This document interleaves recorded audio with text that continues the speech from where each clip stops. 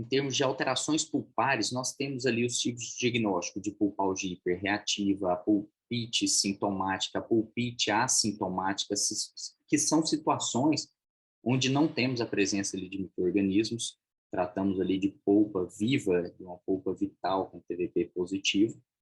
Já a partir do momento que não temos mais o TVP positivo, que temos a necrose pulpar, então nós temos aqui o último diagnóstico em termos de alterações pulpares, que é a necrose pulpar, onde não temos uma periodontite apical, mas a partir do momento que temos a periodontite apical, nós já tratamos como alterações periapicais. Em termos dessas alterações periapicais, nós temos a periodontite apical sintomática e infecciosa e também a traumática, a periodontite apical assintomática, o abscesso periapical sem fístula nas fases 1, 2 e 3, nas fases inicial e evolução e evoluído, e o abscesso periapical com fístula. Iniciamos essa parte de alterações periapicais, nós trabalhamos muito com relação aos micro-organismos e sua influência nessa região periapical. E ali nós teríamos alterações endodônticas devido a uma contaminação do sistema de canais radiculares. Esse trabalho de Kakehashi, de 1965, é um trabalho bem interessante, onde fez avaliação de polpas expostas ao meio bucal. Então, essas polpas desses ratos, né, trabalhou com ratos aqui, foram expostas ao meio bucal, só que tivemos ratos em um ambiente convencional, ratos que estão em um ambiente que tem contaminação, que é esse ambiente que nós vivemos mesmo, e ratos que estão em um ambiente controlado, em um ambiente livre de contaminação, que foram chamados de ratos germ-free. O que foi observado? Nesses ratos convencionais, houve uma inflamação severa, uma necrose pulpar associada a lesões periapicais. Já nos ratos em que não foram expostos à contaminação, houve reparo pulpar com deposição de dentina neoformada na área de exposição. O que isso mostra para a gente, pessoal? Mostra que em regiões onde não temos a contaminação, a possibilidade de nós termos um reparo da região é gigantesca. Por isso que, na parte de endodontia, nós trabalhamos sempre com isolamento absoluto, fazendo todo um processo de controle microbiano, de redução da carga bacteriana, principalmente quando a gente trata dessas alterações pré-apicais, porque elas estão associadas ali a micro-organismos, e esses micro-organismos que se associam e formam um biofilme, que é o grande problema da endodontia. O grande problema, por quê? Porque o biofilme ele é polimicrobiano, vários tipos de micro-organismos associados, em que formam uma barreira física contra os agentes antimicrobianos e também uma proteção contra as células de defesa do organismo. Então, eles se aproveitam de nutrientes ali da própria região, gerando melhores condições de sobrevivência. Então, esse biofilme ele forma uma capa de proteção contra todos esses agentes, em que ele se torna ali até autossuficiente, conseguindo se proliferar mais e aumentar mais essa aglomeração. Agora, pensa isso associado a uma morfologia interna mais complexa, certo? Então, trabalhamos em uma área ali, o tratamento endodôntico, ele se torna complexo por causa disso.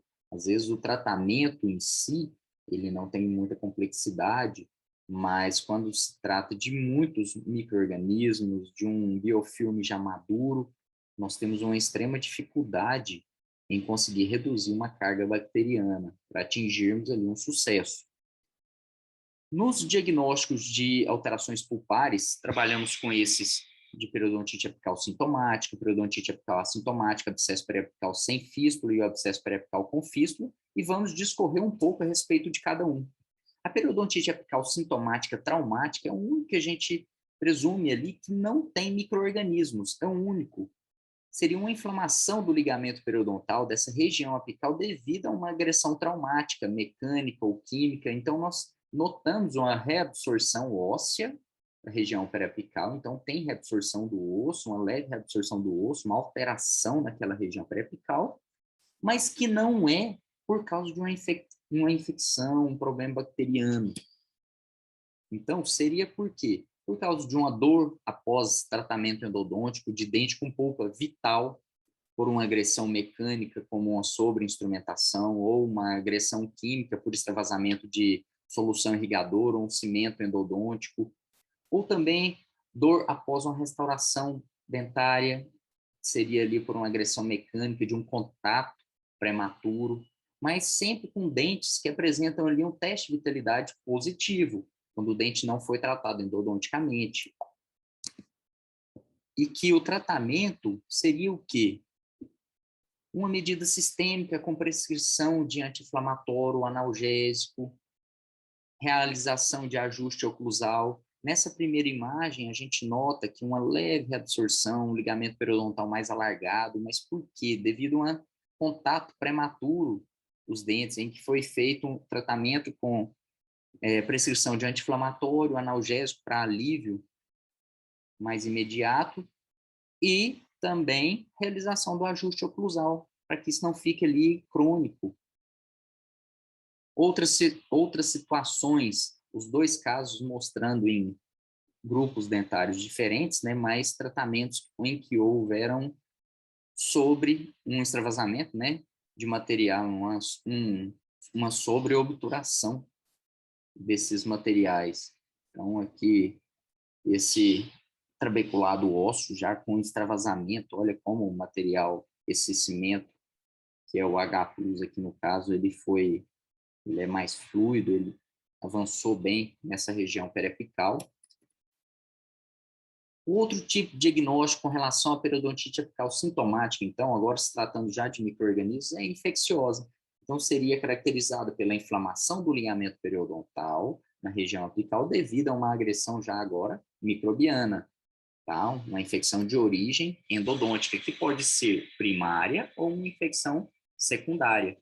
Vai apresentar ali um teste de vitalidade negativo e pode estar visível ali uma reabsorção óssea já naquela região.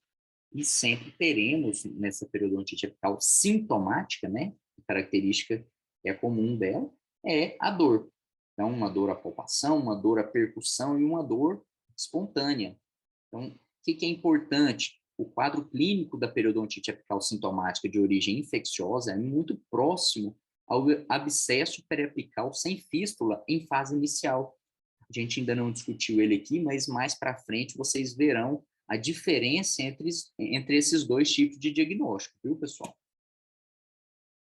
O tratamento desse tipo de diagnóstico é o quê? Uma intervenção local com o objetivo de controlar os fatores de virulência dos micro-organismos endodônticos. O que seria isso, pessoal? Um tratamento normal, um tratamento endodôntico, ou um retratamento endodôntico, em que temos como protocolo o quê? O esvaziamento, limpeza e modelagem do canal reticular, utilização de substâncias químicas, o hipoclorito de sódio, 2,5%, que é o que temos mais frequente, medicação intracanal, o hidróxido de cálcio. Então, nós não finalizamos nosso tratamento de alterações pulpares em uma única sessão, sempre mais de uma sessão, em que verificamos a necessidade da utilização da medicação intracanal para redução da carga bacteriana e melhorar o reparo da região periapical. Então, é necessário avaliar a necessidade da adoção de medida sistêmica com prescrição de antibiótico, realização de ajuste oclusal. Então, sempre fazer o ajuste oclusal e sempre que temos casos de infecção e dor associados, a gente entra já com o antibiótico, tá, pessoal? Então, entramos com antibiótico e entramos também com um analgésico ali. Meu bem, não precisa pegar o Felipe, não. Meu pai vai pegar, já pegou.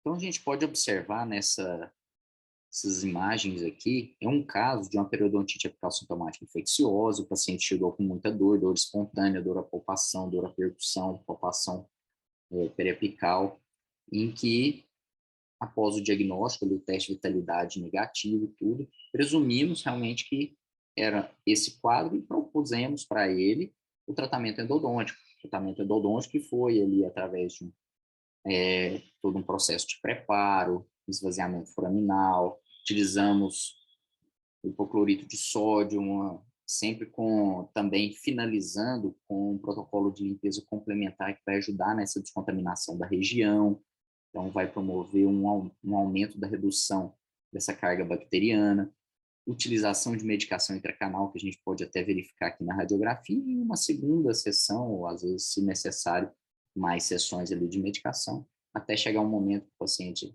estiver assintomático e a gente finaliza esse tratamento. A periodontite apical assintomática se caracteriza por uma inflamação crônica de longa duração com ausência de sintomatologia dolorosa e presença de rarefação óssea. Então, nesses casos, ela pode ser de uma infecção endodôntica primária também, como infecção secundária, o teste de vitalidade negativo, a dor vai estar ausente e teremos presença de reabsorção óssea na região periapical.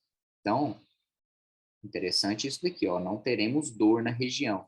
Então, qual é a diferença desse quadro diagnóstico para uma necrose pulpar? Realmente é essa reabsorção óssea. Na necrose pulpar, nós não temos a reabsorção óssea, então não é possível verificar, apesar do TVP negativo, não é possível verificar um quadro de reabsorção óssea. Então, a gente trabalha com a periodontite apical assintomática nesses casos. As duas imagens mostram ali quadros de periodontite apical, onde a gente vê reabsorções ósseas em nível periapical na raiz, só que um de origem de uma infecção primária e o outro de uma infecção secundária. O tratamento, da mesma forma, intervenção local, um tratamento endodôntico ou retratamento endodôntico, esvaziamento, limpeza e modelagem do canal radicular, hipoclorito de sódio, medicação intracanal, explicar ao paciente a possibilidade de agudização do processo infeccioso, isso é importantíssimo, porque o paciente chega sem dor, só que é um quadro de infecção, e muitas vezes o paciente pode ter um pós-operatório, isso tem que ser muito bem explicado a ele, que o quadro de infecção, ele pode variar dependendo do tratamento, dependendo da imunidade dele também. Então, o quadro de infecção ele vai variar ali de agudo, crônico, ele pode sempre trabalhar ali alternando, e se ele chegou já assintomático com o quadro de infecção, à medida que a gente trabalha ali, podemos agudizar o quadro também. Então, é necessário a gente conversar isso com ele. Olha, pode ter um incômodo pós-operatório, você pode inchar, pode ter dor, sempre passar isso para o nosso paciente, tá? O quadro de abscesso periapical sem fístula em uma fase inicial, ele se caracteriza por um acúmulo de exudato no espaço do ligamento periodontal que promove uma compressão da lâmina dura, causando até extrusão desse dente e compressão das fibras nervosas nessa região periapical. Pode ser causada por uma infecção endodôntica também primária ou secundária. Então, pessoal, é um quadro extremamente doloroso ao paciente, com dor intensa, localizada. Essa é uma característica muito importante, tá? Que é uma dor localizada e pulsátil. Então, temos dor também, palpação, percussão, teste de vitalidade sempre negativo, reabsorção óssea na região, sensação de dente crescido. Essa é uma característica até que diferencia esse quadro da periodontite apical sintomática infecciosa. E ausência de edema. A gente não tem edema na região, não tem inchaço. O exudato está restrito ao espaço do ligamento periodontal e do osso medular. Tratamento também, aquele tratamento ou retratamento endodôntico, como medicação intracanal. O tratamento envolve tanto a intervenção local quanto sistêmica, o que já foi passado para vocês naquele quadro de periodontite apical sintomática infecciosa, em que, quando temos infecção e dor, nós associamos ali o antibiótico, tá? Para controle. O que nós fazemos nesse quadro também é a ampliação foraminal, que é importante, que vai favorecer a drenagem de exudato via canal. Nesses quadros, a gente pode perceber, após remoção ali do material obturador, foi feito um esvaziamento foraminal e aqui já a drenagem via canal da secreção purulenta. Coleção purulenta junto com sangue. Olha, impulsando realmente. Imagina a dor que esse paciente não estava sentindo. E aqui já mostrando solução, restos de material duradouro, nível coronário. E essa infecção, ela vai ser tratada, vai ter uma continuidade como? Vai ser feito esse esvaziamento, uma irrigação com hipoclorito de sódio, medicação intracanal, associação ali, então, do antibiótico, do analgésico, e fazer também, importantíssimo, o ajuste oclusal. Sempre termos uma atenção especial com esse paciente, sempre mandar uma mensagem, ligar para ver como que está sendo a evolução desse caso. Essa infecção, então, esse abscesso, ele, aqui em fase inicial, ele pode evoluir para a fase 2, que é a fase em evolução. Então, nós já temos aqui um edema mais evidente, sem ponto de flutuação, com consistência endurecida, mais encapsulado. A coleção purulenta atravessa a cortical óssea da maxila e da mandíbula, ou da mandíbula, né, e alcança a região de periósteo, ou espaços faciais mais profundos. Pode ser causada por infecção primária ou infecção secundária também. Uma dor intensa localizada, pulsátil, TVP negativo, reabsorção óssea presente. E temos aqui a presença do edema, porém sem o ponto de flutuação. Um edema mais endurecido. Qual que é o tratamento? Da mesma forma, tratamento ou retratamento endodôntico, sempre trabalhando ali com medicação intracanal. Então, é importante também a terapêutica sistêmica com prescrição de antibiótico, analgésico, fazer o alívio oclusal. E é uma das fases mais críticas dos abscessos. Sempre ter uma atenção especial com esse paciente, tá? Podendo também evoluir para aquele quadro de um abscesso já periapical sem fístula, fase 3 ou evoluído, que temos ali um edema evidente com ponto de flutuação. A tumefação mostra certa consistência, porém, ela cede com pouca resistência nessa região onde temos ali a coleção purulenta. Então, essa coleção purulenta ela já está instalada ali na região de submucosa. Pode ser causada também infecções primárias por infecções secundárias. É comum o paciente apresentar debilidade ou febre. Então, uma baixa do sistema imunológico do paciente pode ser observado. Teremos essa dor intensa, localizada, pulsátil. Edema agora, já com ponto de flutuação, viu, pessoal? Isso é importantíssimo. Vocês vão ver aqui o porquê.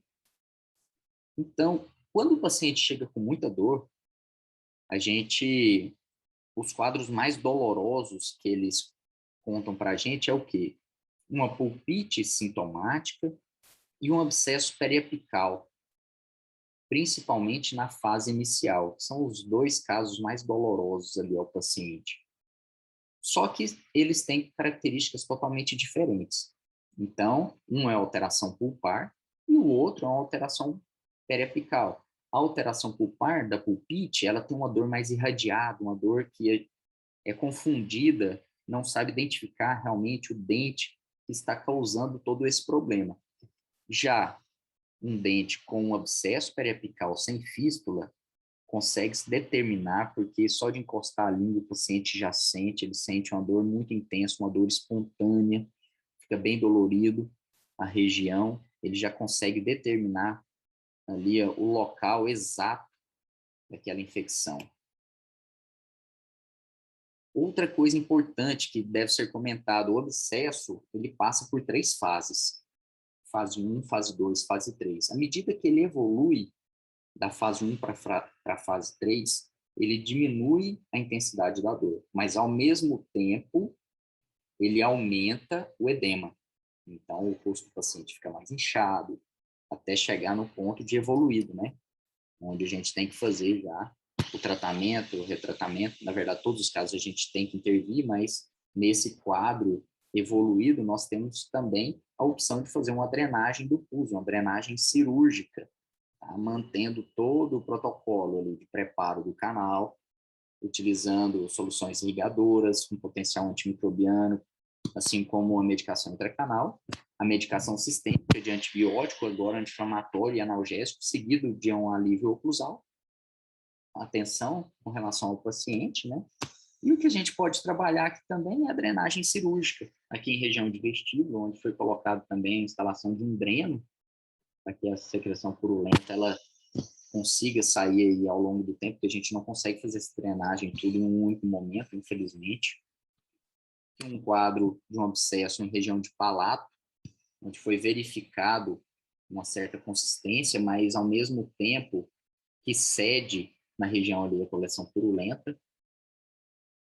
Entramos com a lâmina de bisturi para fazer essa drenagem, o paciente com anestesia nessa região. Apesar de ser um quadro extremamente doloroso ao paciente, olha, o pus ali, essa coleção purulenta agora já saindo, mas não saindo totalmente, então a gente entra com a pureta ali na região, fazendo uma divulsão desse tecido para que se consiga uma melhor drenagem e assim diminuir esse volume do palato.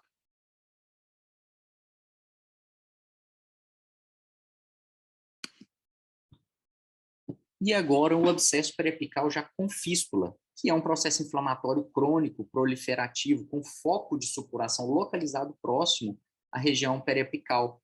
O processo aqui já é assintomático. Mas por que assintomático? Porque já tem um ponto de drenagem dessa coleção purulenta. Ela não está constrita, ela não está restrita ali àquela região mais. Ela já tem um ponto de extravasamento e por isso tem um alívio de dor para o paciente.